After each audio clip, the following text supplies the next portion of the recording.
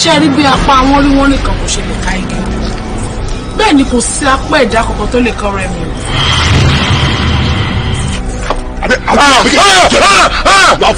kí ni èsì àjẹ́ kápẹ́ mọ fún ọmọ ọlọ́mọ jẹ mọ̀ kàn. gẹ́gẹ́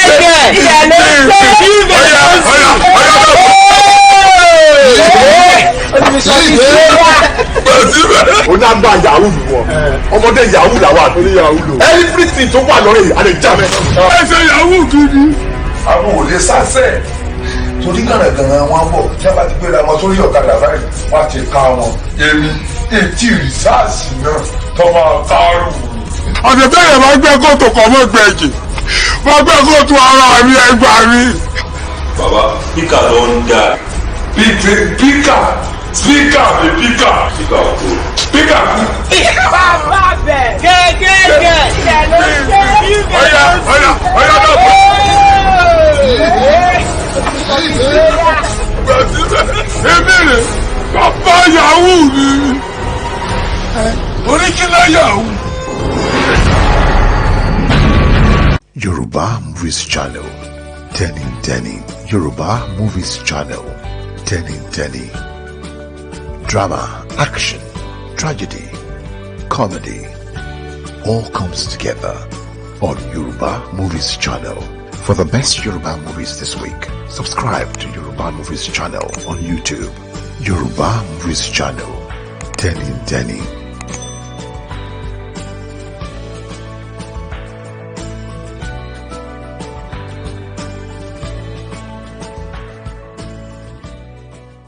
So listen, Sarah, you don't control social. I am not a kid. I know what is good for me. Nítorí gbogbo ẹ̀sìn àti ìwọ̀sìn tí mo ti kó báyìí. Just let me go. O lè imagine kí lè máa sọ fún mi pé kí mi máa dáná fóun ebi ń pa òun ṣé ó ṣàkọ̀dùnmú lọ́wọ́ ni. Eri has literally lost all her savings. 7.5 million naira. Owó tèmi àti ẹjọ́ jìyà fún. Bá mi wá ọmọ tó lè máa tọ́jú ẹ̀.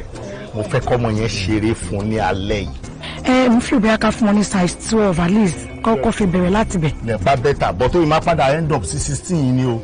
Bẹ̀rẹ̀ láti 12. Bọ́tà wá èmi ti dé size 22. Ọbáfẹ́mi, we are both professionals in our fields. Your parents are rich. My parents are super rich. Ṣé o fẹ́ fi díẹ̀ tí o gbé mi kan, o fẹ́ fi bá happy òun ọjẹ́ ni? Once a dog is always a dog. See, I need you to believe me.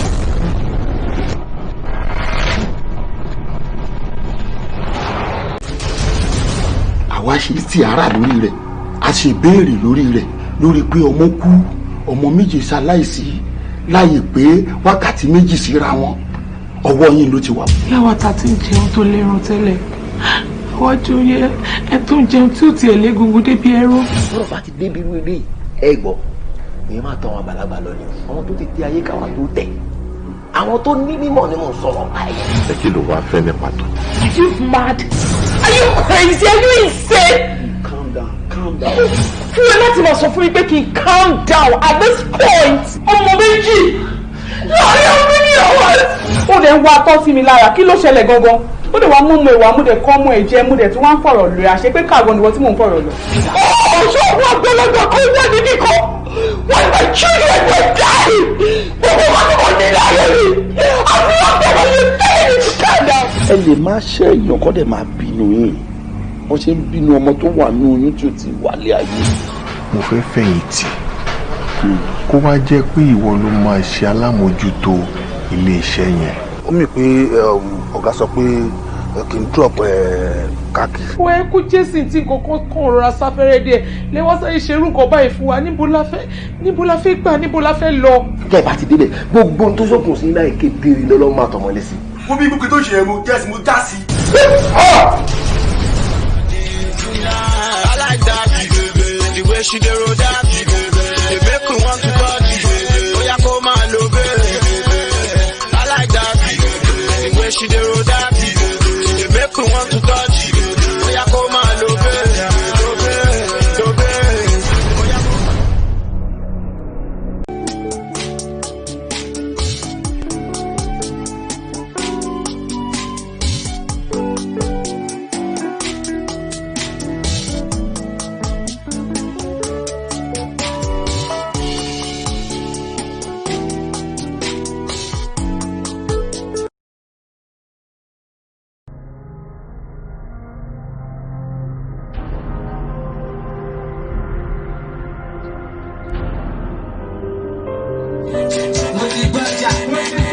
ọmọge kámọ́nù ọjà ti bọ̀ aṣẹ́wó ẹ̀ má jẹ́ kó lọ ìyàwó ẹ̀ ọmọ olóore fi sí dáadáa ṣẹlẹ̀ bò.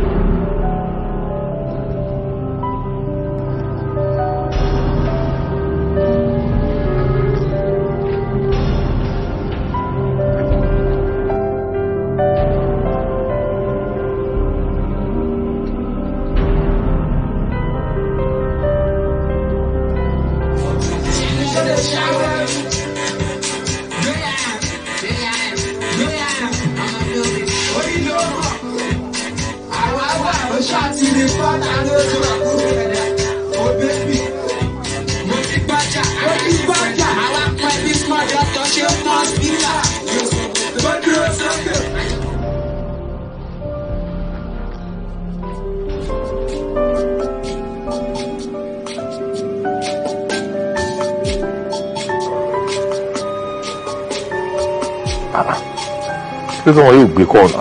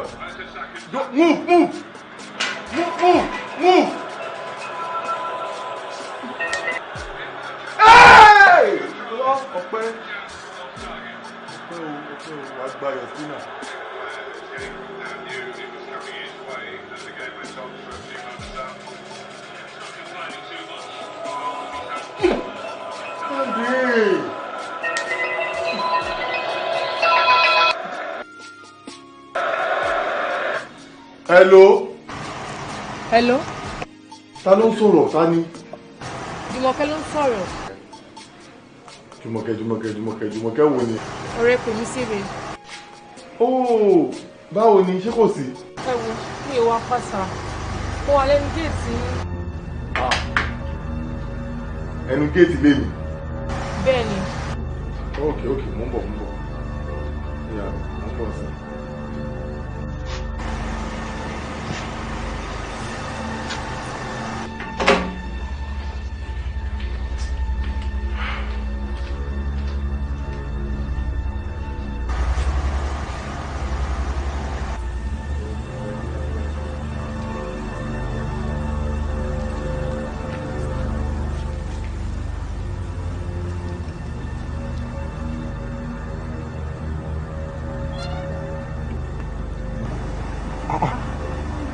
mo ń bọ̀.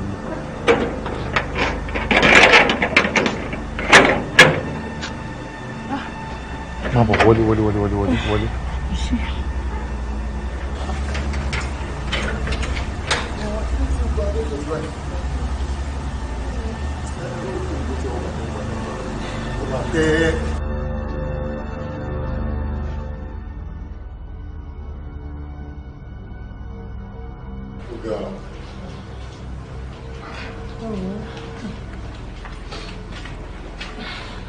Kí ló ṣẹlẹ̀ gangan? Ṣé mo wá sí bọ́sùn kẹta sí ọ̀dọ̀ yín bíbá yìí mo wá wà àwọn fámílì mi. Ìfẹ́ mi máa yí kúrò bẹ̀. Mi ò mọ̀ pé mọ́tò àwọn ará bí ni mo rìn. Ìṣe ni wọ́n gba gbogbo nǹkan wọn gba gbogbo para wa. Mo tọ́jú fóònù mi síbí ni ló fi jẹ́ kí n rí ibi pé ẹ wò orí eré náà ti tì wá bọ́lẹ̀. In fact ẹ ṣàbàmì jù pé.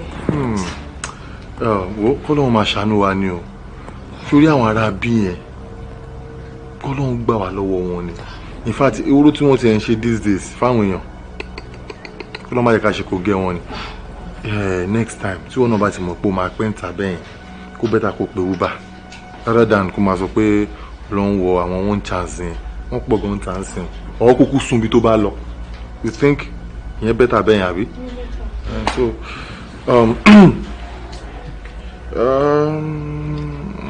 kí lẹ fẹ́ ṣe. mo wò pé ó nídìí kí n pe ọ̀rẹ́ so kí lè jẹ́ kó mọ̀ pé wà ń bí tẹ̀ kó lè mọ̀ nǹkan tó ṣẹlẹ̀.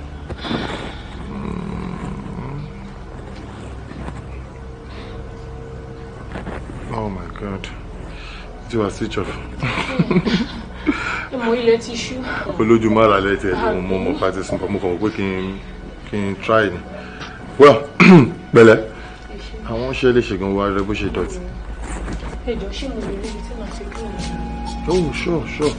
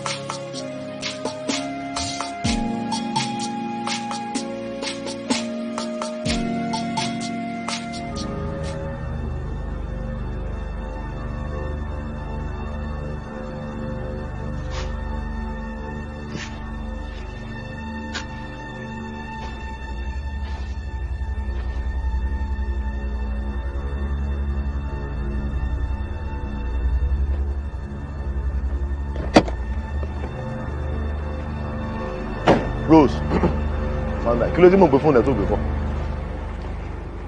kí ló tí mo gbé fún ẹ tó gbé kọ kí ló ṣẹlẹ̀. o ta pẹ̀lú ta ni tí ó náà lọ tí mo ti gbé fún ẹ ni I call you separately o gbé kọ́ mi o dé mi olójú ata you need to rest bọ́lá tí mọ̀ sorry mo lè gba mo lè. ṣọ́bìnrin ló wá ń dúbẹ̀ yẹn. kí lélẹ̀ ta ni ọ̀nà Uber tó gbé wálé àbí o ti gbé dé máa lọ kò tí fún ẹ lówó ni olóṣèlú ti balabala báyìí níbi mo bá sọ mo dùn ọtí mọ tiẹ. Like I really need to relax, okay? Sorry, to make one more step. Ṣé kìí ṣe Uber? Ìgbà mi náà wò pé ìgbà wọn bẹ̀rẹ̀ sí ní logo tó yẹ fi ní. Ibo ni wọ́n ti ń bọ̀ gẹ́gẹ́ bí mo jẹ́ bá wọn sọ̀rọ̀. Lọ sí ibo tí mo fi pe fóònù ẹ̀ sẹ́fẹ̀ bẹ́ẹ̀. Bye. Ọkọ̀ àti àwọn sọ̀rọ̀ ní gbogbo ìgbà. Bó ṣe máa gbọ́. Rose, when are they going inside? To buy reviews, láti kú níbí báyìí long seconds. Because the shell is way of it and last day our shell is now delete. I'm packaging. ṣe pẹ́rù ìjà bá mi ọ̀bọ̀ sí sábọ̀ sí.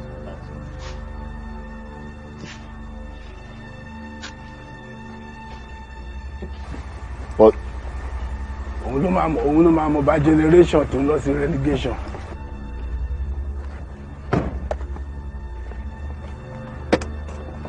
no àmì wá báyìí mi ìrántí yọ kí mọ́tò dání kí tó wọn náà.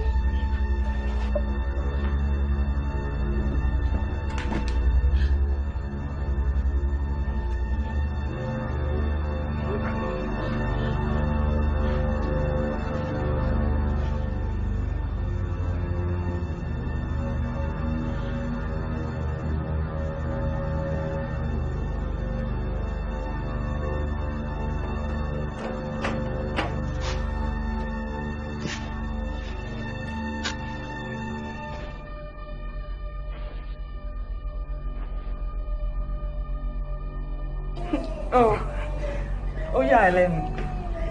Má jẹ́ kó yà ẹ́ lẹ́nu, mo fi ṣe surprise fún ẹni mi.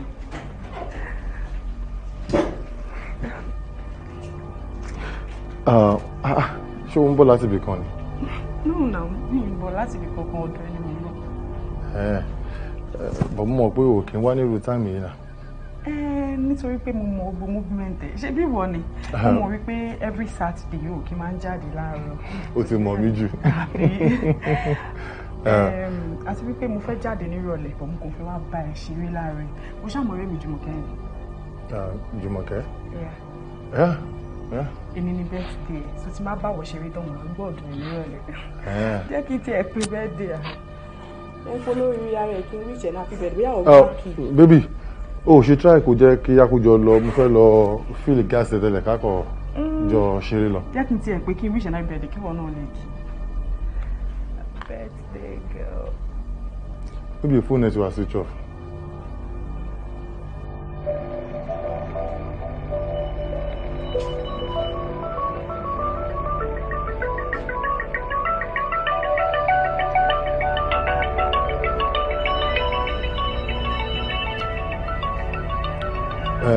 Bí o ti wá switch off náà rí. No, ó ti ẹ̀ rí nǹkan gbé.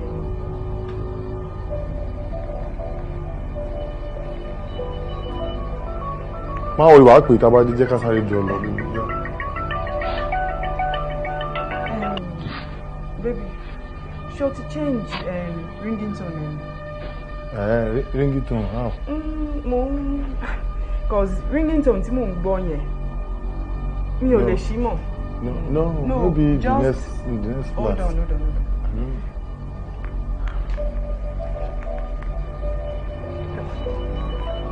Baby. Baby.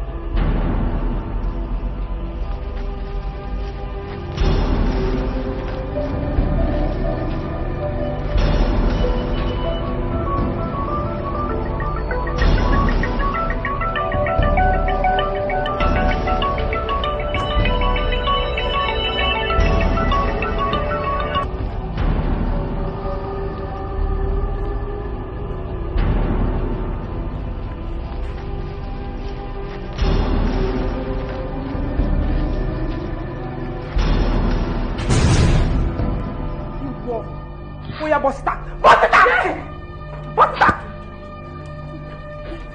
bọ́ síta so ìwọ lè ṣe irú eléyìí fún mi torí pé ní dọ̀tí ni ẹ ìwọ nílé ọkọ mi kí ló ń ṣe pẹ̀lú Jíbọ́lá ẹ dábì lóhùn Jíbọ́lá kí ni sọ fún mi kí ló ń ṣe ń gbà ẹ. Explain what? Are you mad? Baby, yeah. Hey, kí ló fẹ́ kí explain?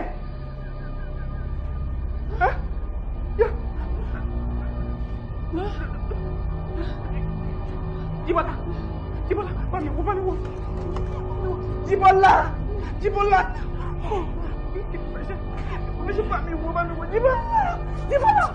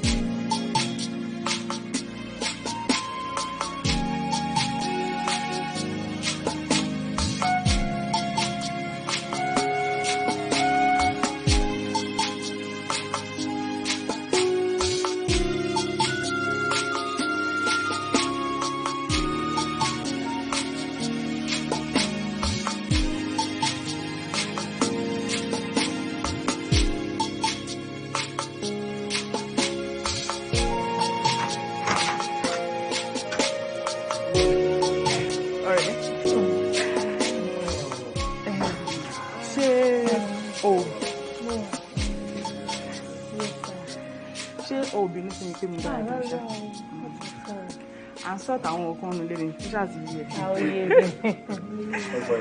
Ẹ ṣe gan ni sá. Jùmọ̀kẹ́, meet sweetheart mi, olówó orí mi, iyọ̀ ayé mi, ẹni tó ń jẹ́ kínú mi dùn. Wow.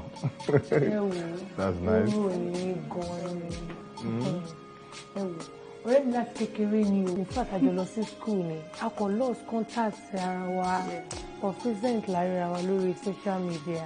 Lè ta pàdé yìí lórí social media. In fact, orú yìí èèyàn fún. Ẹ̀dẹ̀ fún ìtọ́jú ẹ̀. Àìṣe gan ni. Actually, my dear tí ẹ̀ ń wò yìí kò ever introduce any friends to me. I think you be the first person to make introduce me as a friend. That means you are so special to her. Bẹ́ẹ̀ni, a close gan ni. So, ilé nílé yín, make yourself comfortable. So, kí lẹ fẹ́ jẹ, kí lẹ fẹ́ mu, ẹ jẹ́ kí n mọ̀. So, ìrọ̀rùn ló bá dé lọ́dọ̀ mi. Ẹ wo ẹni tí tẹ́ bá ti fún mi ni màá jẹ. Anything. Don't worry, mo máa take care. Oh, okay. Anyways, ẹ̀yin lẹ nílé. So, make ara yín comfortable then. Ọ̀rẹ́, mo tiẹ̀ gbàgbé láti sọ fún ẹ wípé ọ̀la ni birthday Jíbọ́lá. Ṣé tí n bá dẹ̀ pè ẹ́ ṣó máa wá? Why not? Máa wà náà. Sí wàhálà. Ṣé wọ́n fẹ́ ṣe rẹpẹtẹ ní àbíbá o? Wọn kò ń ṣe kan tó ń ṣe rẹpẹtẹ cause parlour party ni yóò fẹ́ ṣe òun àtàwọn ọ̀rẹ́ ẹ̀. Tí máa fi pé kó má lọ jẹ́ pé mi nìkan kémi náà invite ọ̀rẹ́ mi dání. No problem, á tẹ̀lé. O ṣe gan. Ṣé tí wọ́n ra gift fún ọ? Gift. Ǹjẹ́ o mọ̀ pé mi ti ẹ̀ ronú débi gift? Bí kí ló wá feel pé mo lè rà fún cause ó mọ̀ pé oríṣiríṣi làwọn ọkùnrin yẹn wọ́n máa ń ní taste. Mo ṣe ń wò wọ́n yẹn wọ́n máa like shirt. Wọ́n ra shirt fún wọn wọ́n á lè bá wọn wá nice shoes sí ìyẹn tún kọ́. Nice one. Nice idea ló fún mi but issue tí nǹkan yẹn máa fún mi ni wípé mi mọ size ẹ̀. So tí máa lọ ra ètò jù lọ àbí tí o tiẹ̀ wọlé ra ó máa bọ́ sí waist fún mi ni. Bọ́n ṣe wà yẹn shirt wọn ò lè ju x large lọ sórí bàtà ẹsẹ̀ wọn kò lè ju 44 lọ.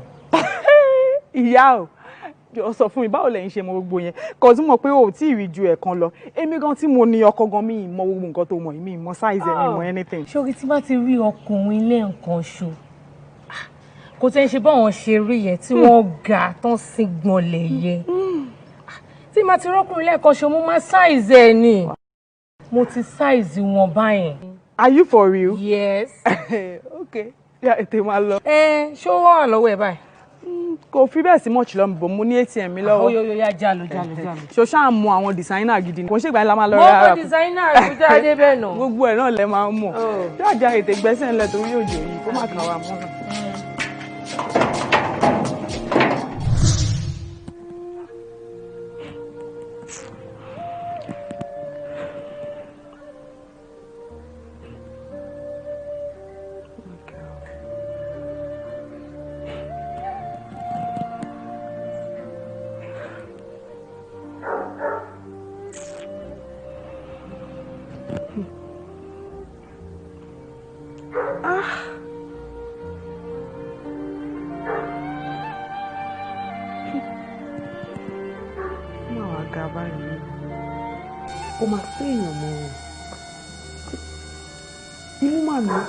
Tí ò jẹ́ ká gbóòórùn àṣẹ. Jùmọ̀kẹ́. Mo fi inú wé mi. Mo jẹ́wọ́. Jíbọ́lá.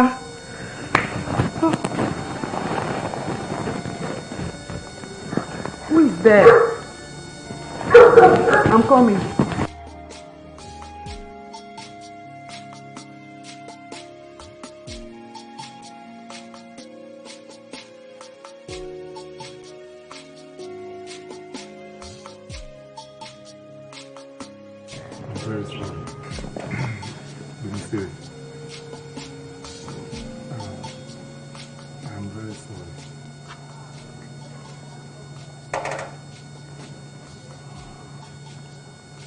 Jibola, thank you. Oshe.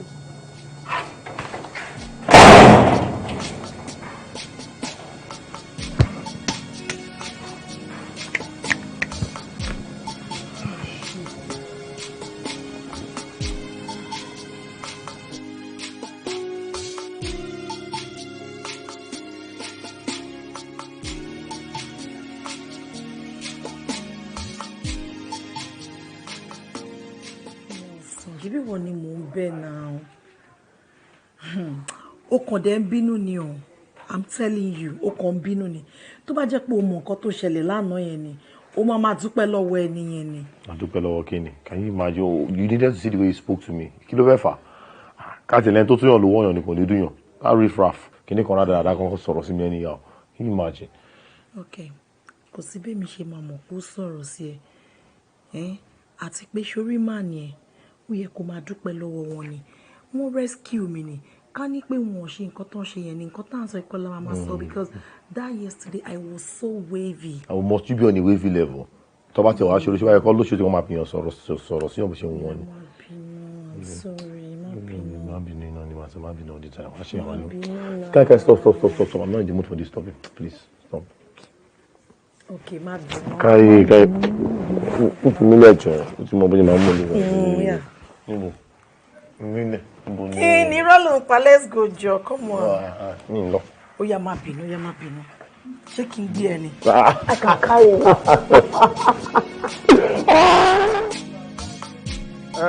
How far jáde?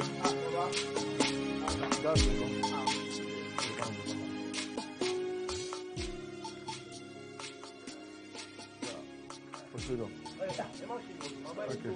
Oh shit.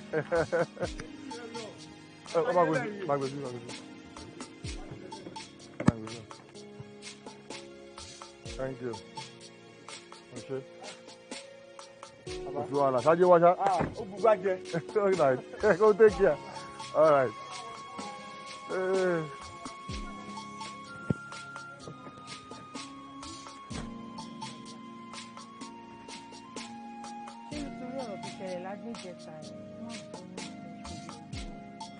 Má bínú pé mi síre ló fà á. Wo ṣé o rí pé mi síre onínúfùfù èèyàn ni. Even nígbà tá a wà ní school gbogbo èèyàn ló mọ̀. Pé mi síre ò ń ṣeré èèyàn tó lè fẹ́. Irú mi báyìí irun náà wò náà ṣòro ọmọ ni ẹ. Orí ni ṣé mi dá tó ni wọ́n mọ̀ náà. Irú mi ló lè fẹ́ náà ẹ. Torí tí o bá súnmọ́ mi tí bá wà ẹ́ tí bá gbẹ bọ́ọ̀sì báyìí wọ́n rò bí i irin láti owó dé onírin òun ni mo fi gbá ẹ ní etí ó já wèrè ni. ẹ má lóko èèyàn lọ́rùn olórí burúkú ni ẹni ẹ máa gbà mí kẹ níbo mo ti rí wèrè tí ò ṣí èrè ni màá dọ̀tí ẹ̀ ń sì gbogbo àdúgbò yìí wọ́n á tutọ́ sí ẹ lọ́ra àbẹ́ olórí burúkú ọmọbìnrin yìí tó ṣe ní ìjẹta kò tí ì kú òun lẹ̀ wèrè adé tí wọ́n dé bèsì ó fẹ́ máa rọ fáńdò èmi ní títì so ajá ni ẹ ẹlẹ́dẹ̀ ni ẹ o fẹ́ máa ṣòṣì káàkiri títì ní aṣọ bí mo ṣe ń wù ẹ́ yìí ìjọ́kíjọ́ nígbàkúgbà tí n bá tún rí wèrè alẹ́ tó cross path mi I swear to God tí mi bá pa ẹ́ pèmí lọ́mọ àlè àbúrò kóṣù kò bí wọ́n idiot òṣì yìí aṣẹ́wó gbogbo eré àwọn ọmọ tó di síbẹ̀.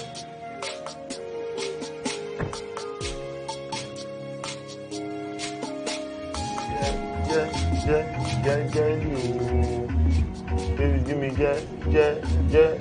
jẹ́lí o my baby give me jẹ́lí o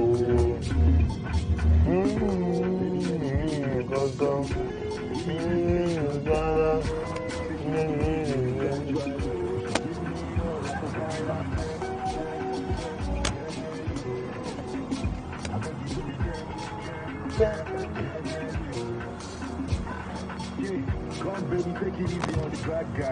Hello. Hey, Nelson. Fẹ́mi sí re. Oh my God.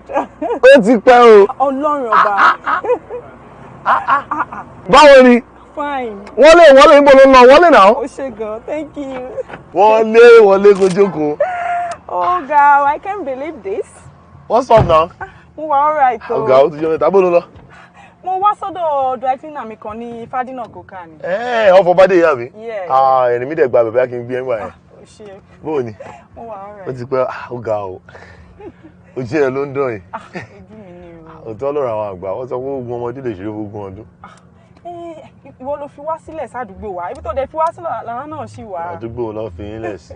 Bọ̀ṣọ́ mọ̀ pé kémi tó kú ń gbà yẹn náà gbogbo wa ti lọ skul ẹni tó lọ Ìbàdàn ẹni tó lọ Ògbómọ̀ṣọ́ Abẹ́òkúta sẹ́bọ̀rì ti lọ káàkiri. Bọ̀ ṣe bí UI ló lọ. Irọ́ UI báwo OAU lèmi lọ bàbá gbogbo yín grandpa yín ni. A tún ti bẹ̀rẹ̀ ìwọ àtẹnu ẹ̀ o ò lè change. Mọ́mì ńkọ́. Wà á sọ pé ìyá ọkọ mi ńkọ́. Nelson ó ti fọ́nì jù o ò serious rárá ìyọkọ mi báwo. Bọ́ọ̀dà wà á ti marry o. Marry èmi ò kánjú. Èwo ni kánjú mọ̀ bóyá yín obìnrin kò ń pẹ́ yín náà. Wọ́n ń fi kánjú ṣe Nelson sórí nǹkan tọrọ marriage gbà ní o gbọ́dọ̀ rush him tó bá rush ìwọ fúnra ẹ náà ló máa rush out cause ṣe bẹ́ẹ̀ ni téèyàn bá love lèèyàn máa ń fẹ́ ó dẹ̀ ní láti take time ẹ láti mọ ìwọ ẹni tó fẹ́ fẹ́ cause oríṣiríṣi ló wà ń ta nísìnyí. That's a good point tó sọ lọ́dọ̀ yẹn àwọn ilé ìwòsàn lè polé ni òótọ́ nìkan tó sọ ọ̀bọ̀ tí ó máa ń ṣe mo lè gba nọ́mbà. Wàá fún mi fóònù ẹ kí n tẹ̀ sí o tún ṣe ń bí mi ni. Ìgbàgbọ́ fún mi lọ́mọ ẹ̀ jẹ́ bẹ́ẹ̀ ọlọ́kẹ́. Okay, I'm happy to see you. I'm so happy to see you too. Ọ̀gá pèmí sí rè ọ̀gá gbogbo ẹ̀ ti prem. Ọ̀gá ìwọ náà rèé o ti di big girl mo rántí ìgbà yẹn jángolo báyìí. Ẹ máa wẹni tó ń búyàn ìwọ ń kọ́ àbí ọgán ni màá sọ pé mi mọ̀ pé o lè rí bó ṣe rí yìí. Ẹ̀sìn tí kò change nù wá. Àwọn girlfriend ẹ̀ ń kọ́. Àwọn girlfriend báwo wà lára ẹ̀. Torí mo mọ̀ pọ́n pọ̀ girlfriends gan ló yẹ kí n béèrè kí n fi x sí. Tíbọ́lá kẹ́ ẹ ní ó ní nǹkan lórí ṣá torí pé ọmọ lọ́dọ̀ ẹ ó wá mú àyàn ó jọmọ ẹ lórí ṣọmọdé níjà tó wà ń bẹ ṣá. ṣọmọ pé bó ṣe fún àyàn ọmọ ẹ lórí yẹn ó lè affect ẹ for life ni first and foremost ọpọlọ ẹ lè má reason bó ṣe ń reason mọ́ ó lè má lè reason bó ṣe ń reason mọ́ yes ọpọlọ ẹ lè shift ẹlòmíì lè gbàbẹ̀ kú àìmọye èèyàn tí wọ́n ń ṣe nǹkan tí ò tó yẹn fún tọ́dẹ̀ ń gbàbẹ̀ sọdá. Má yẹ ká tanra wa èmi náà ṣe má yẹ ká tanra wa ẹ jẹ́ ká fọ̀rọ̀ sí ara wa wo a kàn ń wò bẹ́ẹ̀ ni oh thank you ẹ ṣe. ọ̀rọ̀ tí mo sọ fún ọ ní ìsinmi ṣá ṣé kí n bá yẹ ṣe. don't worry ìwọ kẹ́kọ̀ọ́ ṣe ẹ ṣe bí tọ̀dọ̀ mílẹ̀. ohun tí mo sọ fún ọ ní ìsinmi ṣá. èmi náà ṣe ẹ sórí tó bá pè mí náà ni mo rí irú nǹkan bẹ́ẹ̀ yẹn pẹ̀lú ẹ̀ tí mo ká ọkùnrin mọ́ lọ́dọ̀ I can do more than that kò easy kí ni o ti mọ̀ nǹkan tó ń sọ? òṣèlú kan tó kàn ń dùn mí ojú wípé nígbà tọ́rọ̀ yẹn ṣẹlẹ̀ ni mo ti ń pè kò gbé aago mi mo tún wá lọ ń bẹ kó gbọ́ ó ń dùn mí gan. Jíbọ́lá ó ń bẹ kírímínà ó ń bẹ kírímínà lọ́mọ yẹn ó ń bẹ ìwọ tún ń bẹ lẹ́yìn tó yẹ kó wọ́n arrest tó yẹ kó ṣẹ̀wọ̀n attempted murder ni ẹ̀ náà Ọlọ́run màá wà lẹ́kọ̀ọ́ mo wà níwájú mo ṣe máa arrest irú ọmọ yẹn ó ṣe máa bẹ̀ fún kí ni. no ọ̀rẹ́ jẹ́ ká sọ̀rọ̀ wà mo lè bẹ́ẹ̀ torí mi mọ̀ pé mo nǹkan tí mo ṣe ò dáa. káyọ̀ pé nǹkan ti ṣe green ẹ̀ ń sìn ni ò ní máa sọ nǹkan tó ń sọ yẹn. nǹkan kan lè ṣe mí ọ̀rọ̀kọ àtìyàwó ni àparí ẹ̀. àparí ẹ̀ mo já fi yẹn lẹ́yìn ìwà important things ń jàre a máa yanjú ẹ̀ láàrin ara wa. wá ń bí ọ̀rẹ́ jábára àsòtọ́ ọ̀rọ̀ o mo lọ sí area island yẹn ní last week mo rí ìyàwó ẹ̀ ní Lekki phase 1 òun ló jẹ́ kó yé mi wípé òun tí kò wá bẹ nìbàdàn ọmọ pẹ̀lú bọ́mọ yẹn ṣe fáìn yẹn wá gbà mú ẹ lọ́wọ́. kó lè ṣẹlẹ̀ wọ́n gbà ìyàwó mọ́ mi lọ́wọ́ jọ́tí Ọlọ́run ṣé kinní kò fi ṣe tiẹ̀ lẹ́ẹ̀kó wájú kó tì mí ń bàdàn ni kò possible now. ọ̀rọ̀ ọmọ yẹn tó torí ọmọ yẹn fáìn. èèyàn kan lè gbà ìyàwó rú mi wọ́n fẹ́ jì ni. ọ̀gbẹ́ni wa ń bí èyí ti ṣe nǹkan tẹ́ máa ṣe ṣe nǹkan tẹ́ máa ṣe kó o gbéyàwó ẹ sọ́dọ̀ kẹjọ máa gbé. gbogbo ìgbà tó bá máa yá Ọlọ́run á ní ó yá náà ni tètè ṣe à ń ṣètò ẹ̀ káàkiri. tètè ṣe kíákíá. ọmọ yòówù ń pè tètè ṣé wọ́n ti máa rì ni iye wọ́n níyàwó lé ni ó dẹ̀ ń pariwo tètè ṣe. tèmi bẹ́tà ti ẹ. wọ́n ní ẹni tó bá máa dáṣọ fún yàn tọrùn ẹ̀ láwò jẹ́wọ́ wà àtìyàwó ẹ̀ nú ilé báyìí náà ó tó máa sọ yẹn fún mi. ó bèsì ọ̀rọ̀.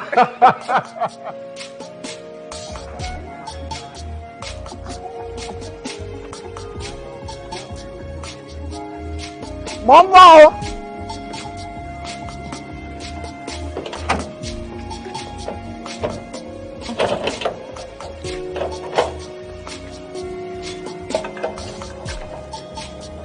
ẹ káàbọ̀ ọ̀gá.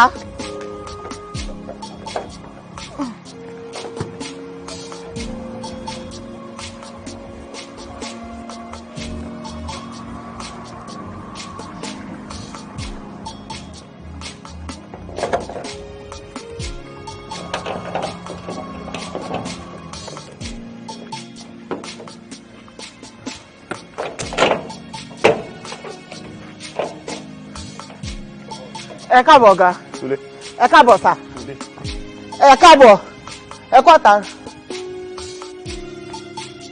mo ní kí ni ẹ mọ̀ bèèrè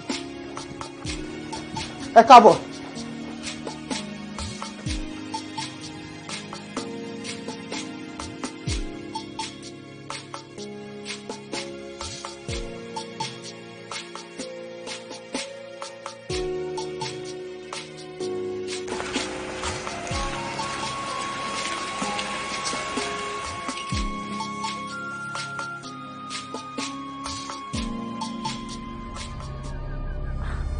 ṣé wo ti gbàgbé polongo ní Jùmọ̀kẹ́ ni tí kò ṣe fẹ́ràn ṣọ́ Jùmọ̀kẹ́ ló gbàgbé bẹ́ẹ̀ yẹn ìwọ ti gbàgbé ìgbà tá a wà school ta lọ sí club tí Jùmọ̀kẹ́ gba boyfriend mi.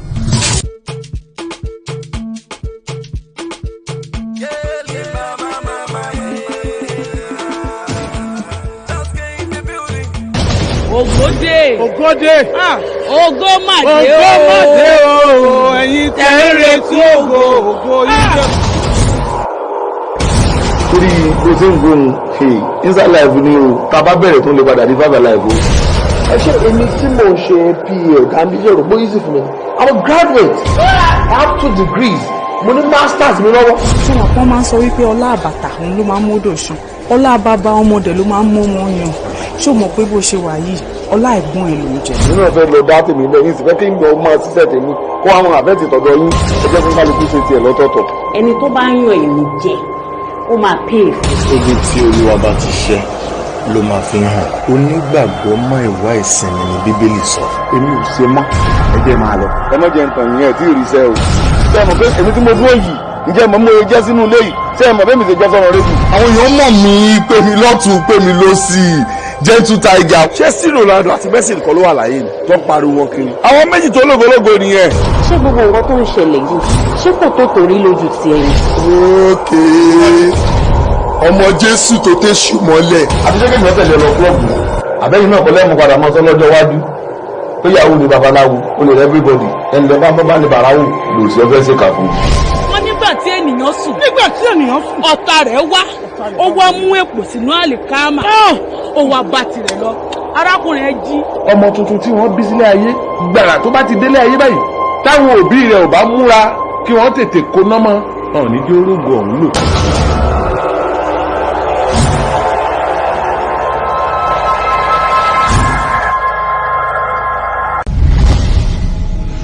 ṣe ló dàbí pé mo ti finá sórí òrùlé mi sùn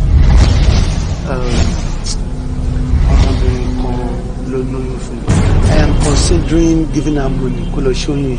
ẹ tí bá tiẹ̀ rí sí mi ò mọ bóyá ó máa láìpẹ́ tó kọ́ sọ fún mi pé mo nífẹ̀ẹ́ yẹn mi ò mọ báyìí lè àbí ẹ fẹ́ kí n wá lọ kẹrin ìfẹ́ sí. wàhálà ẹ̀ máa ń pọ̀ ẹ̀fẹ̀ nígbà míì fatiwo má ṣe yẹ̀yẹ́ nǹkan tí ò dáa o. ó fẹ́ para ẹ̀ lórí obìnrin tí kò ní tí ẹ rò tọkùnrin kan bá para ẹ̀ lórí obìnrin ẹgbẹgbẹ̀rún obìnrin báyìí ló máa kọjá sáré àtúntò sílẹ̀. kíni kí ni sọfọ́nà tó wà ní alárò rárá rò ṣe bí wọn náà mọ adúgbò ọkọ tí bàbá ṣe fún mi. tara ìta ò wá dùn mí o bí ò ṣe tara ilé tó wà ń bẹ ní àbúrò mi èmi mọ ọkọ tí mo fèsì inú ilé. tó bá kọ̀ tó tọ́jú ẹ̀ dáadáa má padà wá gba kan mi o. má yóò bọ́ mi náà ó dẹ̀ ń kọ̀ntró mi. ìgbà tí màá yẹn gbówó ìfún ẹ èèyàn wo ló ní kó fà kalẹ̀. ojú wà lẹ́yìn ọ̀fà ojú òjé lọ. ọ̀pọ̀ ìbọn ìfún nínú iṣẹ́ wà á yẹ. jẹ́ kí n fi ọlá bá ẹ ṣeré jẹ́ kí n fi owó tún ẹ ṣe kí n gbé ẹjí wọnú ọlá. aláyé mi ò lè tẹ̀lé lẹ́jọ́ kí n tẹ̀lé eré kí ló wà nù agbowó kà. tíjà bá wà láàrin ọkọ àti àwọn máa parí ẹ̀ ní nàá. ìwà àti ẹ ẹni gbólóhùn aṣọ kékeré. èmi lẹni tó kọ ogójì èdè àjò tó 20 àwájọ ọ̀rọ̀ ẹ̀ náà 20 lẹ́yìn ò láì mi àtọ̀ èmi ò láì tiẹ̀. ṣíbáyà sọ fún wa pé kí o fi ọwọ́ ara ẹ wá àjàrà náà lọ kí o sì fà wọlé tí kì í bá ṣe bẹ́ẹ̀ ohun burúkú á máa jáde. ohun náà mọ̀ pé mi ló kì í ṣèyàn burúkú bẹ́ẹ̀ mo dẹ̀ ti regret gbogbo àwọn nǹkan tí mo ṣe. I'm so sorry.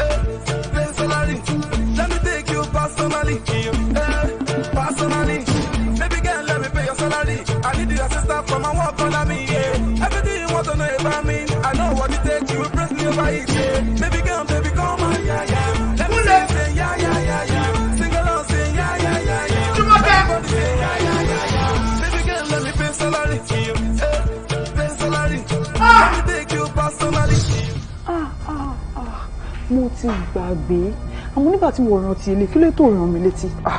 ìwọ ló gbàgbé mẹ èmi ò lè gbàgbé rẹ láìláì in fact kan lẹ́yìn ìgbà yẹn ó bá mi sọ̀rọ̀ lórí Facebook mo ṣe bẹ́ẹ̀ tí ò rí mi ò dá lọ. tó bá jẹ́ wípé mo mọ̀ ni mi ì tiẹ̀ ní súnmọ́ débi pé bóyá mo tẹ̀fẹ́ bá ní ẹni tó máa fi rẹ́dẹ̀rẹ́dẹ̀ ra mi lára.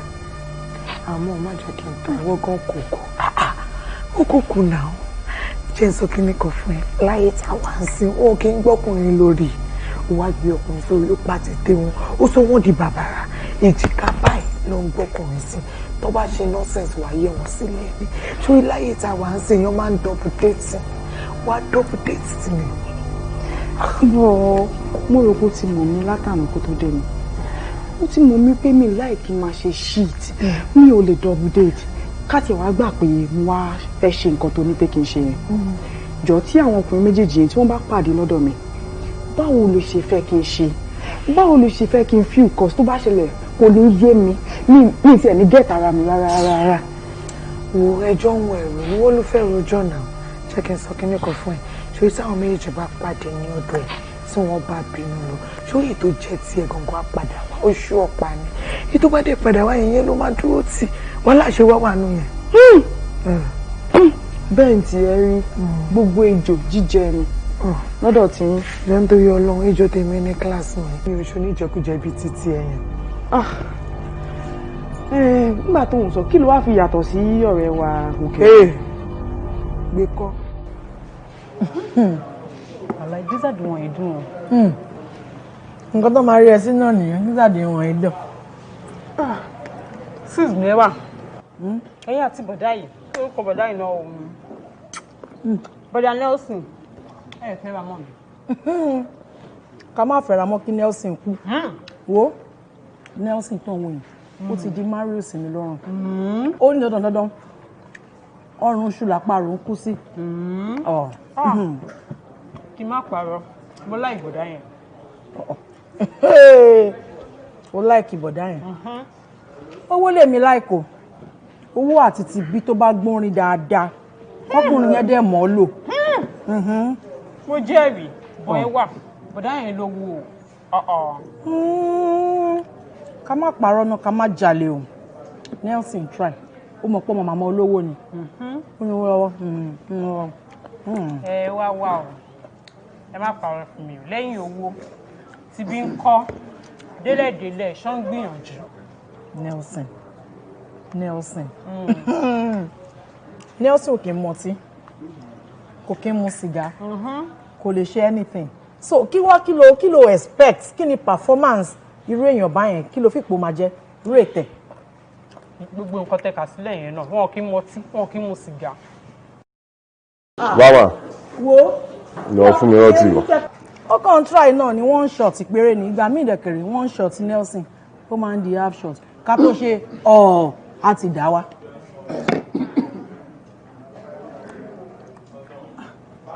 bọ̀ lánìí òun kàn lè ní nǹkan tán sí ìlú àwọn èèyàn ní ká ní tẹ́lọ́rùn. wo sórí táìtù tó bá ń wù ẹ́ ní kí wọ́n fún un sórí mi Rose bí mo ṣe wà yìí kí ọkùnrin ní agbára owó lọ́wọ́ kó tún wá ní tibí lọ́wọ́ kó tún wá mọ̀ ọ́ lò èmi Rose tó wò máa ń yàlè. màmá o ẹ ṣàrọ̀ra torí nǹkan tó dùn ó ń pààyàn. àǹtí mo tọ́ láìkì ni wọ́n ń sọ yẹn mo láìkì yín jàre ẹ̀yin láìkì máìkì dáadáa owó orí wọn lè máa ń kọ. kí ni ká ló fọ̀rọ̀ lẹ́yìn. ẹ má bínú.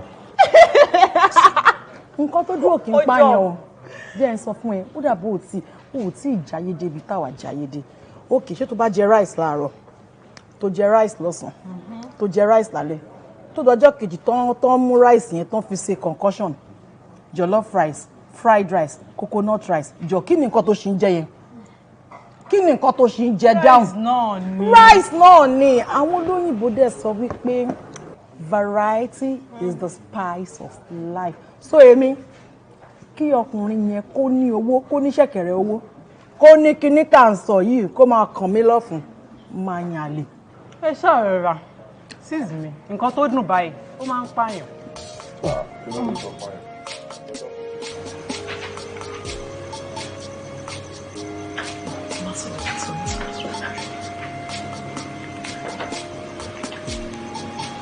Hey, Bobo. Yeah, mo wà nílé.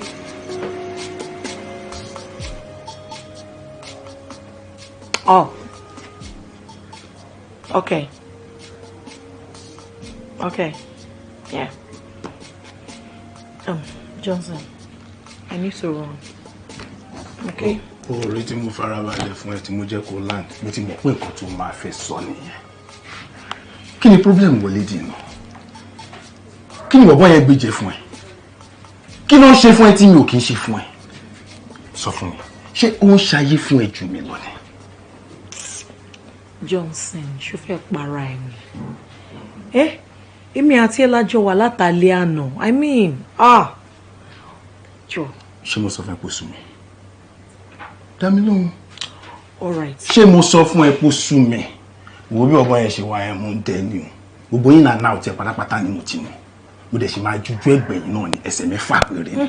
tó bá ti ń bínú bí voice ẹ ṣe máa gbọ̀n tó máa shake tójú ẹ máa pọ́n nìyẹn kí ni wò ó ṣàmọ̀ pé ní tá à ń sọ yìí náà tó bá ti ṣe kan ṣó máa rẹ ni ìwọ náà ló ń jẹ́ ìtọ́jú ń bẹ̀ jẹ́ nǹkan sáré lọ fẹ́ yọkan yẹn jọ lórí máa tún padà wá ó máa padà wá lálẹ́.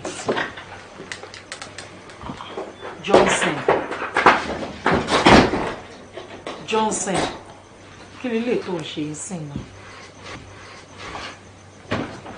náà kí ni lè tó ń ṣe ìsìn náà why tó ń ṣe báyìí náà. ọ̀gọ́ ò ní choice náà kó gorí mi báyìí kí ni o mọ̀ kọ́ tẹ́ kó ṣe tó máa kí i.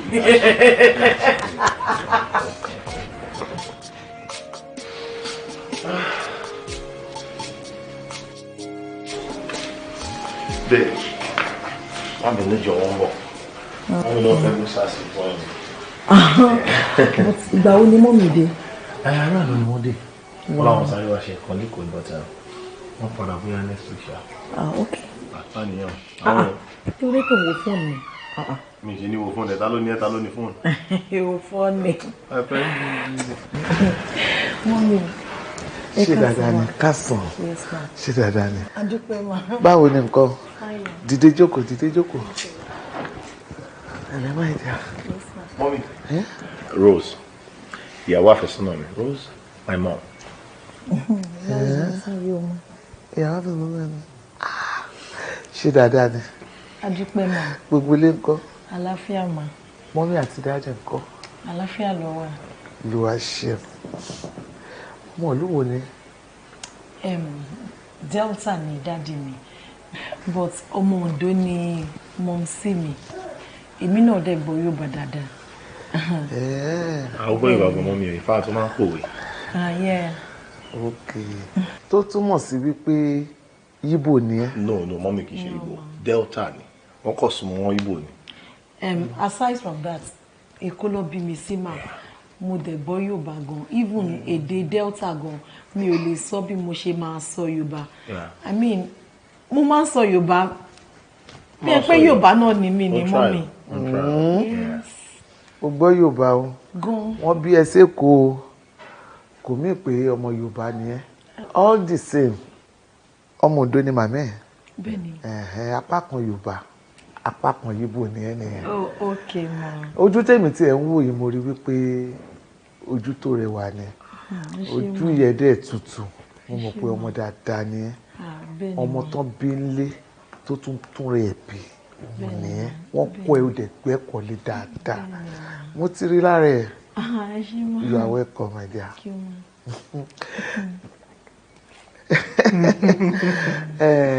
ẹ jẹ́ kí n fi yín lẹ̀kẹ́ máa ṣe ń tẹ̀ ṣe.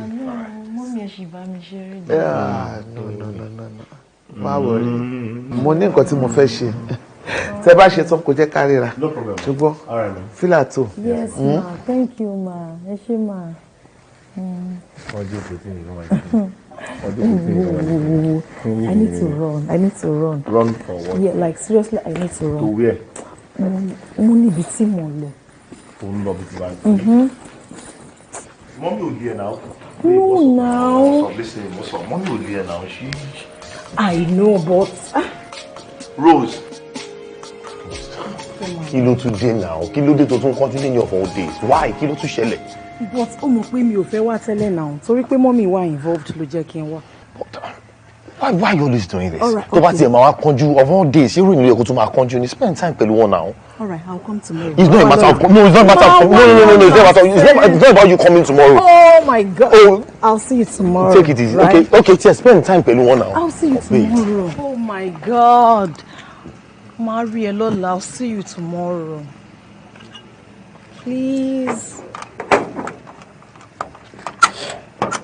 Okay. Bye-bye.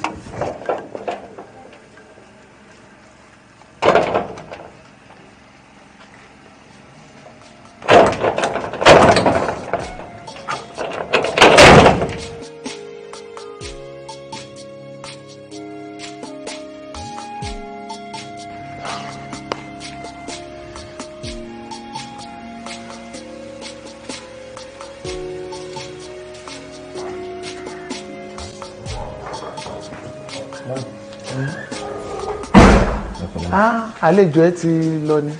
ó ti lọ Ọlọ́run fẹ́ sáré débì kan ọdún wọn jáde lọ náà ni but made up pé wàrà ní kò ń yọjú sí yín.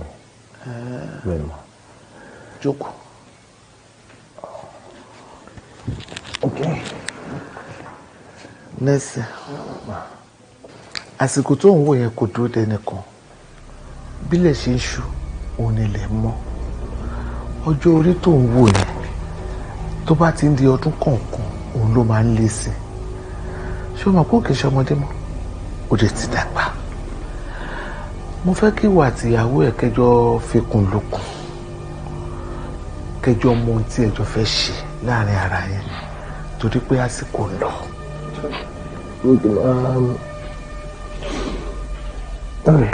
Mo ti bọ̀ yín àwọn méjì àjọsọ lẹ́nu ìjọba dẹ̀ sọ sí wọn jẹ́ kẹ́ gbọ́. Ṣé ọkọ mi kíákíá ni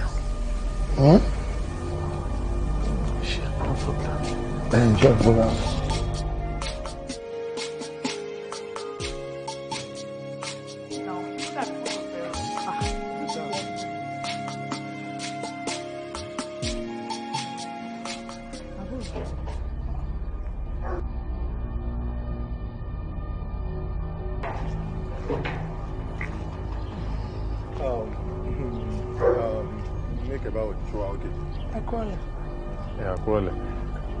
Let me see. Show out okay. No, all right. All right. Ṣé mo lè rí ẹ fún ìṣẹ́jú díẹ̀?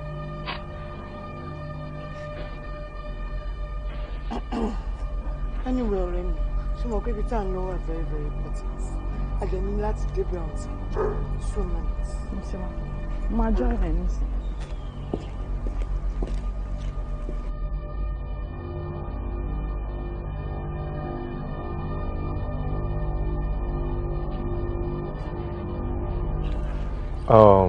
Pèmí sí rẹ̀ kí ló jẹ́ pé mò ń pè láti ìjọ́jọ́ yìí òun ignore call mi mo á tún lọ lo nọ́mbà mi láti fi pè ẹ́ tó bá ti gbọ́ mi báyìí wà á kọ́ tẹ̀ why kí ni mo ṣe fún ẹ and ó mọ̀ pé mi àti ẹ we've gone a long way we've shared so many things together baby why are you doing this I said I'm very sorry má bínú sí mi nǹkan tó ṣẹlẹ̀ heaven knows wípé it wasn't my fault we were intentional like seriously má bínú sí mi jọ̀ọ́ nítorí Ọlọ́run Pèmí Sire please.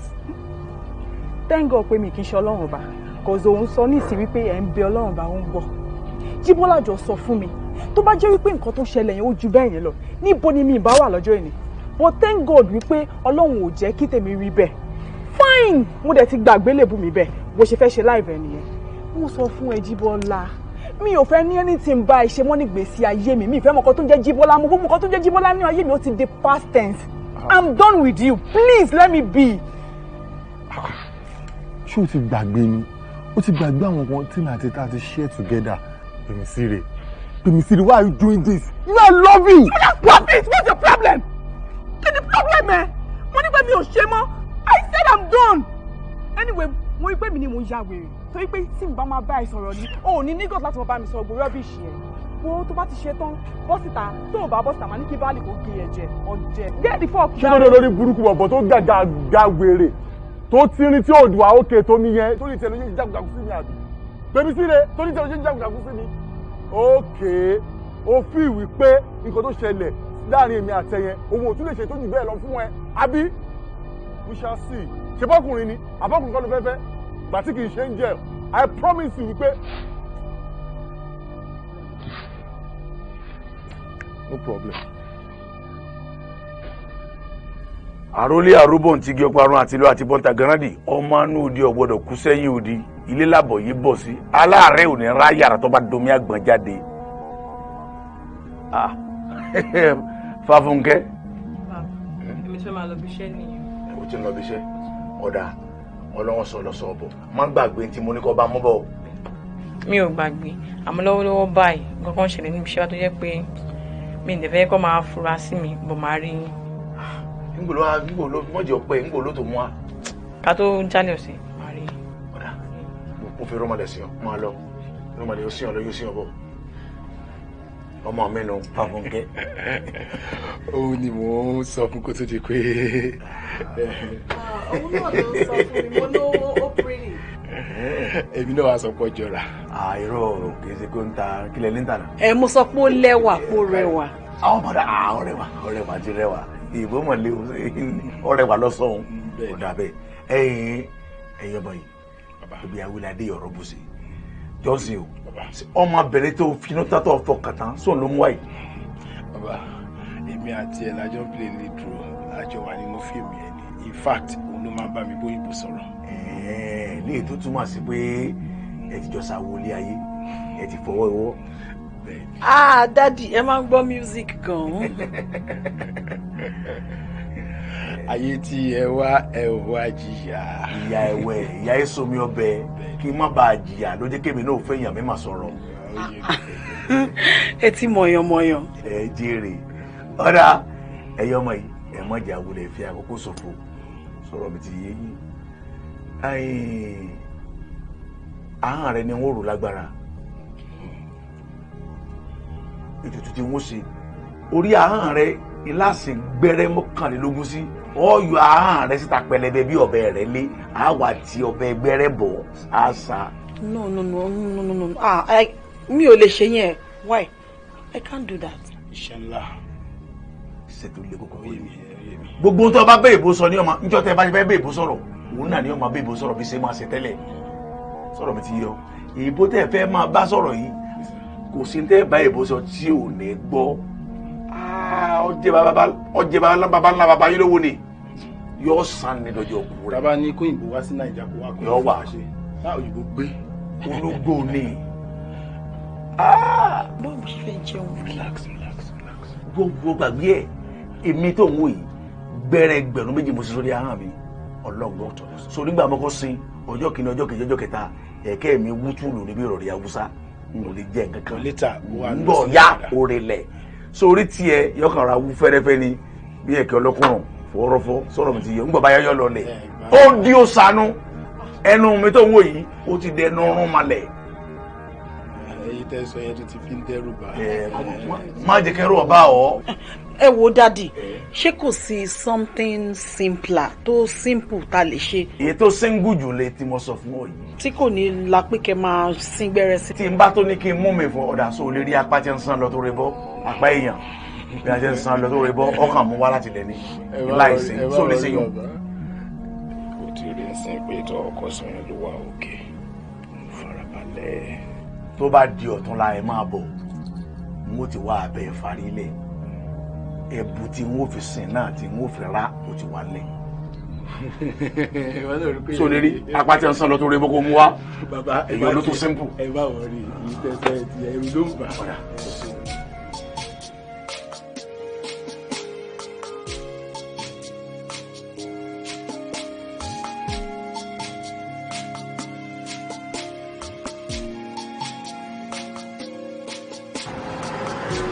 báwo àwọn ilé bàbá àgbàlagbà still lawyer. ẹlẹ́gbọ̀n kí ló ń ṣẹlẹ̀ gangan iṣẹ́ tí mo gbé fún yín ẹ̀ ṣe náà. mo dẹ̀ ń ṣiṣẹ́ yẹn ó kàn dàbí pé mi ì ṣiṣẹ́ yẹn ni mo ń ṣiṣẹ́ yẹn ìlú kan yẹ pé mi ì fẹ́ rush fún iṣẹ́ yẹn ni kí n ra máa ṣe. ẹ̀gbọ́n ẹ bọ́lẹ̀ ń bẹ̀. iṣẹ́ ò lọ lórí ẹ̀ ká níṣẹ́ ń lọ lórí ẹ̀ ní ẹ̀ kì í ti resign mi ò resign mi ò rí anything. okay ẹ jẹ́ ká ṣe báyìí next week by God grace next week mo tún sọ next week deed máa dán. ẹ̀gbọ́n tí next week bá dé tí mi ò resign pé ẹ ti ṣiṣẹ́ throwback lọ́rọ̀ yìí máa jẹ́ o nǹkan tí mo promise mi ní fún mi o. aláyé gangan ẹ má ṣe bẹ́ẹ̀ ẹ má worry next week by the time tí next week yẹn bá máa dé tí n bá parí iṣẹ́ yẹn ẹ máa tún fi kún nǹkan tẹ́ fẹ́ fún mi ẹ máa double ó máa ga sí torí inú yín máa dùn. ẹ bàbá ẹ lè rí kọkọ gbà ẹ máa sàbí ẹ má ṣe yẹn tẹ ẹ bá ṣiṣẹ́ ẹ máa gbà nǹkan ẹ bọ́lẹ̀ bẹ̀ ẹ lè rí kọkọ gbà. anyway wíwì now. ẹ má sùn lẹ. sí lóyà àwọn tí a wíwì.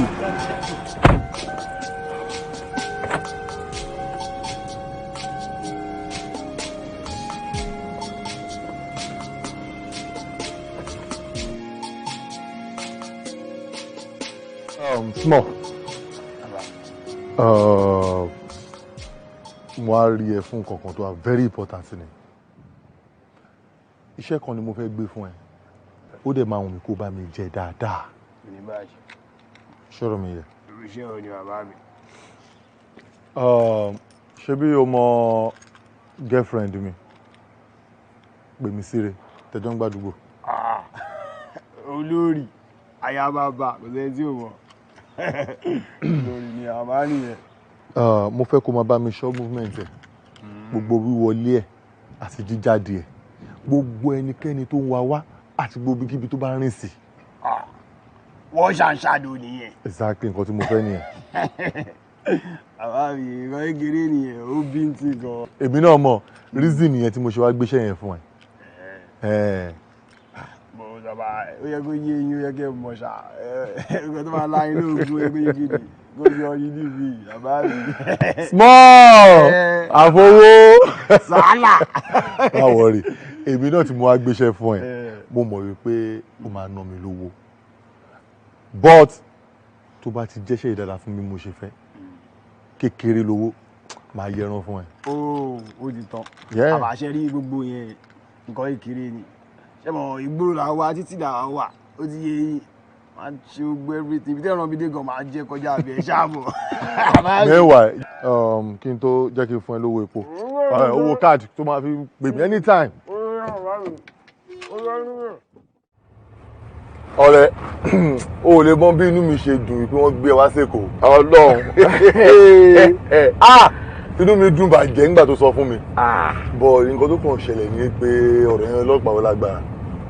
Ìgbà ni màá tún gbọ́ pọ́ lọ́la ń sìn wọ́n ti gbé lọ Kaduna. Kaduna kẹ̀ Ọlọ́run ò ní jẹ́ ṣé ní wá tí mo wá sẹ́kọ̀ọ́ yìí èmi kan wá tẹ̀ pa ni máa tẹ gbogbo òwe machine work mi seriously I'm telling you. That's really nice. That's really nice. Bí mo ṣe sọ fún Sandra wa inú ẹ dùn tó jẹ́ pé inú ò ní dùn ó fọ́ ni láti jẹ́ ọjọ́ yìí nǹkan tó mọ lọ́mọ ti ń bẹ̀bẹ̀ fún. Àbí o. Ó wá ẹ̀jà bọ́ sí wà ní sọpẹ́. Inú ẹ̀ máa dùn ni ó ga jù Olúwa ṣáà ti ẹ̀ ṣeun. Àdúgbò fọlọ́. Pé everything ti work bí a ṣe fẹ́ kó wá settle down lókù báyìí o pápápá. Nà o ti wà lẹ́kọ̀ọ́. Jọjọ èmi máa ti ń ṣe gbogbo rádaràdà yẹn mọ́ mo ti jáwọ́ ọjọ́ ẹ̀ ṣebí wọn náà ló kọ́ mi gbogbo ẹ̀ ìwọ ló kọ́ mi ní gbogbo ìṣekúṣe tí mo ti ń bá yẹn. Lèmi kú ẹ ní ìṣekúṣe. Aláyàmálàyé lèmi o èmi ní ìṣekúṣe o. Ó tọ́ ni aláyàmálà lè ní ẹ òun ni ìyàwó ẹ fi fọ́ áyọ̀nù mọ́ ẹ lórí. Àṣìṣe nìyẹn. Mo ti gbọ́. Ìyẹn ò dẹ̀ lè hápù mọ́. Mo ti gbọ́.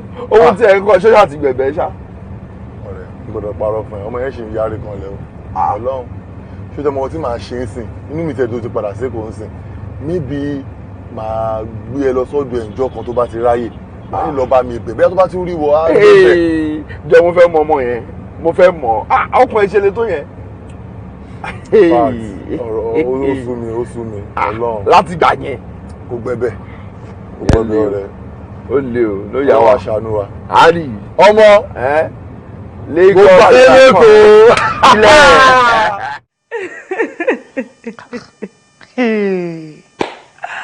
Ọlọ́run má máa pa mí síbí báyìí kò sígbà téèyàn máa wà pẹ̀lú ẹ̀ tí wọ́n ní réyìn èèyàn ń ta ó ṣáà ni mo ti sọ fún ẹ nǹkan tèmi fẹ́ wọ̀ nìyẹn nǹkan tó bá ń wù ẹ́ wọ̀ kò sí wàhálà ń bẹ̀. ọ̀rọ̀ mi ló pẹ́ lẹ́rìn tó tó yìí anyway má wọrí ó ní láti garùn tó bá dọjọ́ yẹn wà rí nǹkan tèmi náà wà o. as usual kò sí wàhálà. jọ ń torí Ọlọ́run ọkọ ẹ tiẹ̀ ń kọ́. ọkọ mi. nà Jíbọ́lá of course. Níkẹ́ ó dàbí wípé o ò kí n fẹ́ gbọ́rọ̀ mo ti máa sọ fún pé kó má máa sọ̀rọ̀ Jíbọ́lá lọ́dọ̀ mi Jíbọ́lá ti di past mi fine ó ti ṣẹlẹ̀ shit happens má sọ̀rọ̀ ẹ̀ mọ́ létí mi tó o bá fẹ́ wàhálà kò sọ́jọ́ tó bá tún sọ mo lè la nǹkan mọ́ ẹ lórí. mo rògò Jíbọ́lá lẹ́gbẹ̀ẹ́ mi tó bá tún sọ̀rọ̀ Jíbọ́lá ló wá di kí n má sọ̀rọ̀ Jíbọ́lá lẹ́gbẹ̀ẹ́ mi mọ́. mo fọ́ o pẹ̀lú ọ̀rẹ́ mi má bínú ó ti bínú Anyway, kò sí kan tó kàn mí nínú ọ̀rọ̀ ẹ̀yin méjèèjì. Ọlọ́run àbá yín yanjú ẹ̀. Bẹ́tà o, mo ṣáà ti sọ fún ẹ, má pe jí débi kó má pe Bọ́lá, cause mo máa change ẹ̀ fún ẹ lọ́jọ́ yẹn. Mo ti gbọ́, má bínú. Jọ́ torí ọlọ́ọ̀gbẹ́ni kí ló ní nílé. Bẹ́ẹ̀ ni tiẹ̀ rí. Oúnjẹ wà ní kitchen, but tá bá délé ti ààbò oúnjẹ rí àbí ká bá cobwebs nínú pọ́ọ̀tù ẹ̀. Nítorí mo fẹ́ jẹun àbí mo fẹ́ mọtí, òun ló nù mí lọ́rọ̀ tó tó yìí. Ẹjọ́ ló fẹ́ o, ṣé máa fún mi àbó fún mi. Oúnjẹ wà ní kitchen.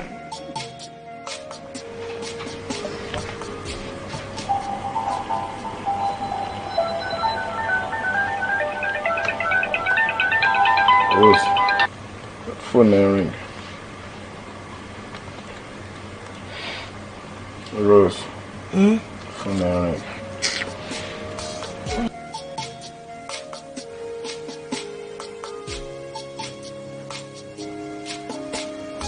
Baby, good morning. Well, night. Show you soon. Yeah, I'm watching soon. Oh, I thought as much. I mean, I will pay me lots of wish me happy birthday. Má bínú jàre, oh my God, happy birthday. Èmi àṣọpọ̀lọpọ̀ ọdún láyé o. That's so sweet. Thank you, dear. Yeah. Yes, so please, let's celebrate today together. Mi ò sí around the same, but mo wá lọ́la, ṣó ti gbọ́. Honey? Hello? Yeah, mo ní time wo ló ń bọ̀. Màá wá lọ́la. Ọ̀la báwo, kí ló dé, kí ló ṣẹlẹ̀? Come on now, not today of all days. Today is my birthday now. She must be ọ̀la kọ́ ni birthday mi ní what you remember your come? No, it can't be today of all days. What do you mean by Take care, you small. Kò possible. Hello? Ẹgbà. Ó kàn ti fún. Kọ́lọ̀ ń bá sọ̀rọ̀. Cousin mi ni. Ló tó pa fóònù ẹ̀. Wọ́n messages yẹn ti wọlé jù.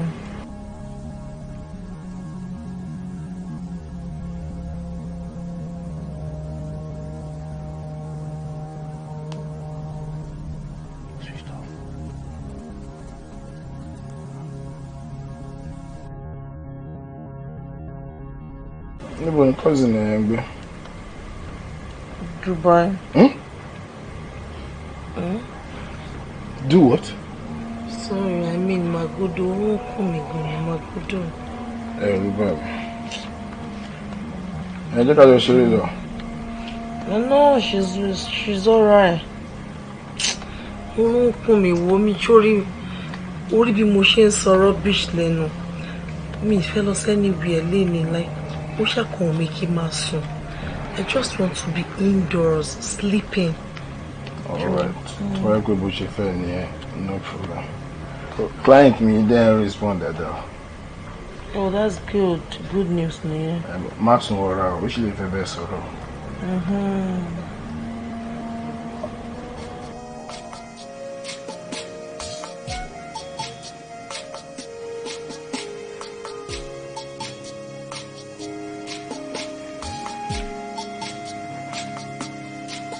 Hello. Ọmọlọ́jọ́ bí. Happy birthday to you. Baby Siri. So what's happening in the birthday me? I wish you long life and prosperity, in good health and wealth. Wow. Thank you. Thank you. You reminded me of way back. Who's she gone? Ó funny. Ṣé o rò pé má gbàgbé ni? Kò possible kí n má pè ẹ́ láàárọ̀ ọjọ́ birthday ẹ̀. Eléyìí gan mo ti fẹ́ gọra mi, mo kàn sọ jí ni pé I must call you. But tó bá máa ń ṣe mo lè chip in kankan, then má fi òbẹ̀ ní pé mo take advantage kó pè mí ni mo ṣe sọ bẹ́ẹ̀. Is it possible so possible kó wá so we can celebrate it together? Ṣé o fẹ́ ṣe party ni? Just ìwọ àti mi nìkan. Honestly, me invite any other person. I just want it to be a special day, so me don't mind to what. No, I'll invite you, Amawa. Yeah, right away. My text is right away. Okay, but I could fún mi ní bí few hours kí n fi sáré ṣe àwọn nǹkan tí n fẹ́ ṣe kí n lè múra kí n make up as ọ̀rẹ́ ọlọ́jọ́ bí now. I'll be with you shortly. All right, well, prepare for me. Èmi náà ń bọ̀ ṣó ti yẹ. All right then. Take care of yourself. Yeah, Oshé, thank you. Okay. God, birthday boy. Kí ni mo fẹ́ ṣe báyìí?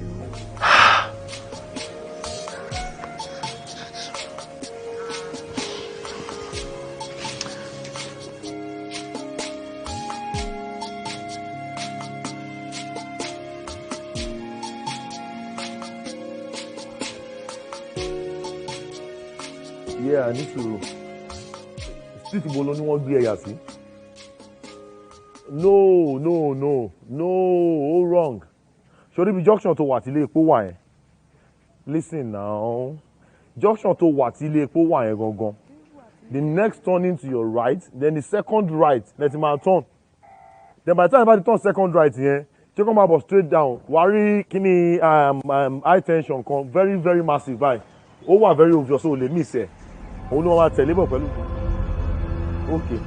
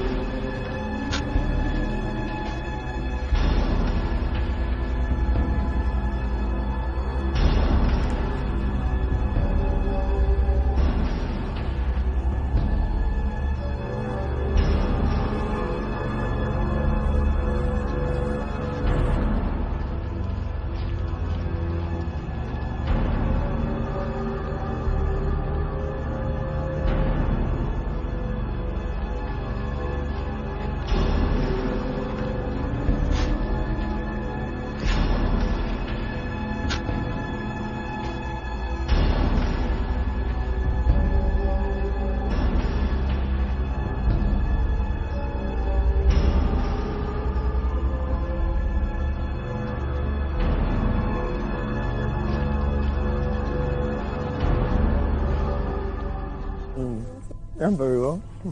Hello. Mo ti wonder pé báwo ló ṣe wá rìn tí. Mi tètè get ọ̀nà yẹn. Wow. So lovely. What's wrong about it? Kí ni? Imagine. Palace ló ń gbé o. Má tọ̀ mi o. No now. Sọ pé one of the things o ti rí in life ẹ tó fa ilé wa lára ẹ àwọn mo ti rí a lot. Palace ló ń gbé tó bá fẹ́ gbà máa sọ fún yín. ẹ yẹ kó gbá dídá nígbà tó ń bọ̀. Welcome there. Thank you. Àwọn ọlọ́kadà yẹn wọ́n máa ṣe nìyẹn o.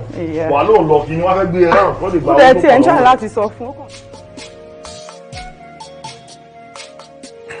Wọlé ìlú ni àfihàn tó ń tẹnu mọ́. It's lovely. Thank you. Ilé mi lẹ dé yìí o.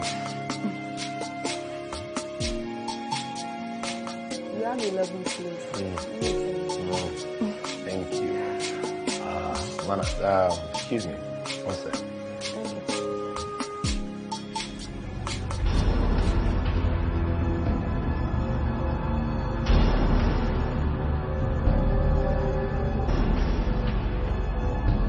Hello.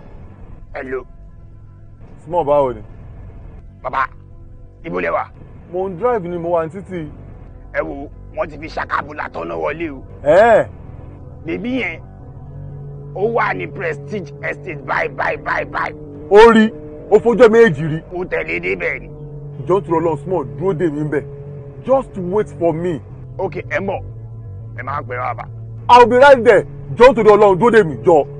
Ẹ̀mí gan lẹ̀ pa síbẹ̀ mo wà mí ẹ̀ mo dúró síbẹ̀ Olúmọ kò ní bàjẹ́. Okay, o ṣé gan. Thank you. Nice one. This is very, very nice.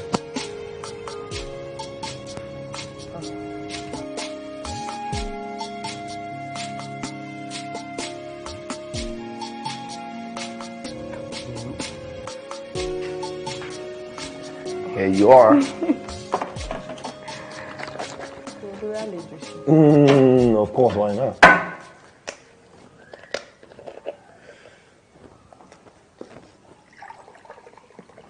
According to what they say, I want to leave this first.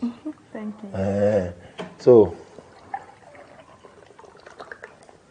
kí ni jíjẹ báyìí? Anything tó bá fún mi náà. Má sọ anything o. Don't doubt my cooking prowess. Nǹkan tó bá wọ̀n tó bá fẹ́ jẹ ni kò sọ.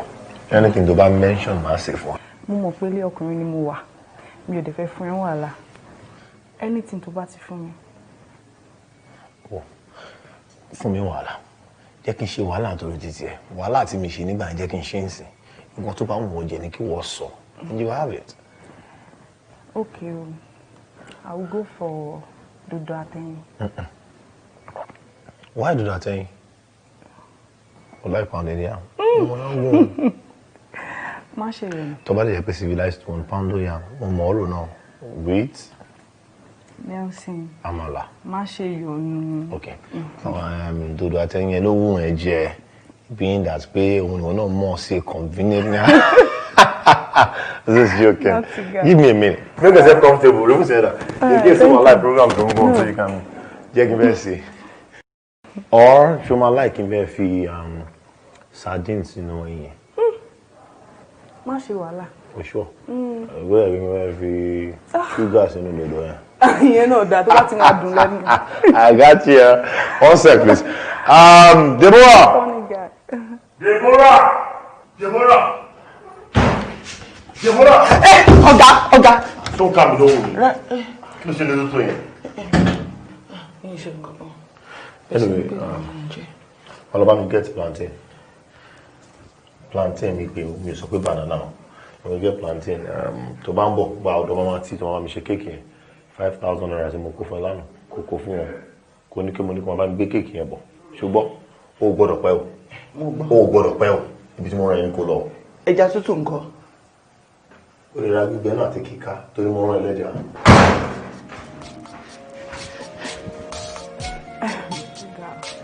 Mọ́mí ńkọ́?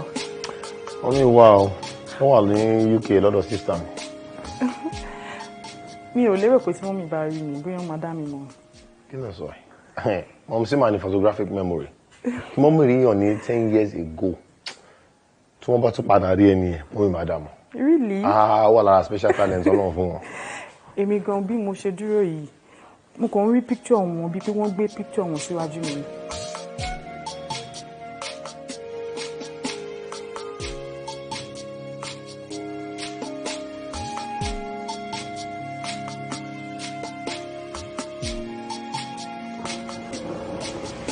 Báwo ni?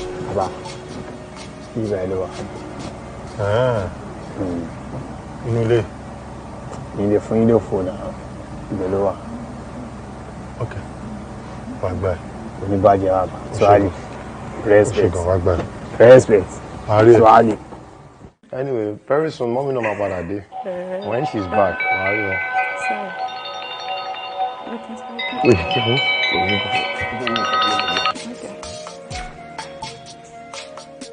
Hello? Pè mí sí Rainbow ló wà.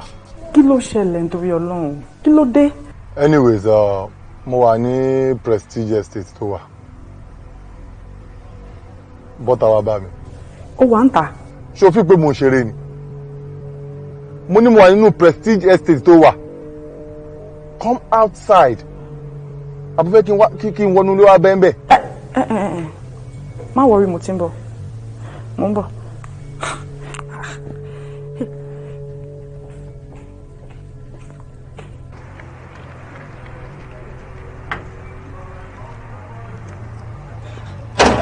Ìwọ ọmọkùnrin yìí kí ni problem ẹ? Kí ló tó fẹ́ jẹ́ kí mi? Kí ló tó ń ṣọ́ mi káàkiri? Kí ni problem ẹ náà? Ṣé o mọ̀ pé inú estate la wà yìí? Mi ì dẹ̀ ní fẹ́ràn kí gbogbo àwọn èèyàn kan máa gbóhùn èmi àti ẹ̀. So á bẹ́tà fún ẹ kó wọnú mọ́tò ń sìn kó jẹ́ ká sọ kọ́tà máa sọ. Instead of tó kàn dúró tó kàn ń sọ̀rọ̀ yín. Ó fọ́n ni, ó ṣe kọ́ mi láyé gbé. Ìwọ ló máa sọ fún mi pé inú estate la wà. Mi ò mọ̀ tẹ́lẹ̀. Ṣáwọlé. Onírànù. Wọ́n sílẹ̀ Ṣá fún wọlé. ìdarí fún the fork. Sọ nǹkan tó Wọlé. máa sọ kó jẹ́ ká gbọ́. Sọ fún ẹ kò sí àwọn tó fẹ́ pè mí àti ẹ pè mí. Nelson.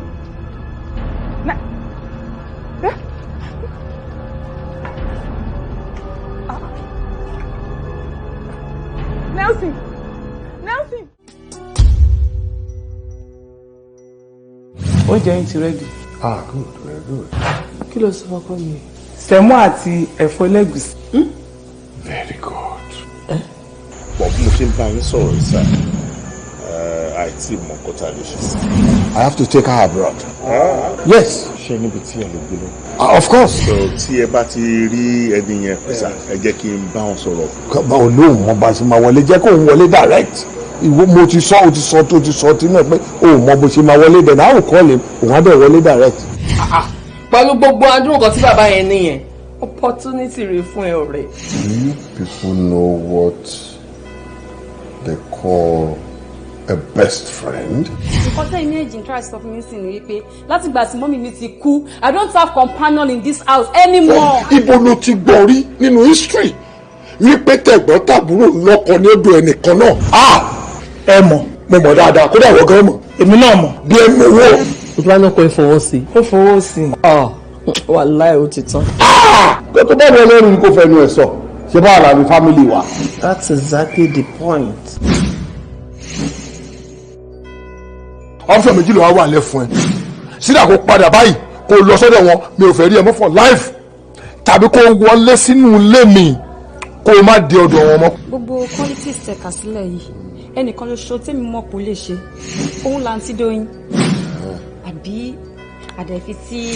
Di ó lé àfití tó wà ń bẹ̀ ni pé àfitìdòyìn fún rẹ̀ bá lè play role. Tọkọtìyàwó tó bá ti jókòó tí àwọn bíi ẹnì kẹta abẹ ẹnì kẹrin bá bẹ kí ló yẹ kàn ṣe.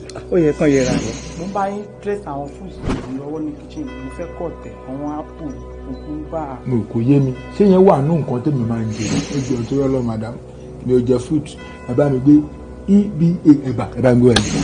Torí kẹ́mi ẹ̀ bá gùn ni. Lóòótọ́ ni kẹ́mi ẹ̀ fi gùn ni ṣùgbọ́n tó máa mẹ́mí ẹ̀ kúrú gangan òun ló fẹ́ ṣe. Jídé look at me wo mi tí n bá wojú yín mi nílé sọ̀rọ̀ mi ò nílé bọ́ọ̀lù bó ṣe ń bọ́ọ̀lù dáadé máa yẹ kí n wojú yín ti yẹ onítìjú mi lẹ jẹ́. ó ṣe dáadáa ó ṣe máa máa bínú tó lẹ́fù yìí. Ìtọ́ ò ní balẹ̀ kó padà sẹ́nu mọ́ mi ò fẹ́ mọ́ ni mo sọ yìí mi ò lè fẹ́ rí mọ́ Jésù Olúwa wa àmín. Ṣé o mọ̀ pé ọmọdé tó bá súnmọ́ àgbà báyìí ló máa ń rìn kan gbà lọ́wọ́ àgbà? Èyí tó bá dé mọ́wọ́ wẹ̀ ló ń bá gbà jẹun. Àsìkò tó yẹ kó máa pàmpà bàbá yẹn tó máa fọwọ́ ra nípa kọ́ tó wá ní bẹ́ẹ̀bí. Ṣáwọn ni èèmọ̀. Òun gangan lè mọ̀ tó wọlé o.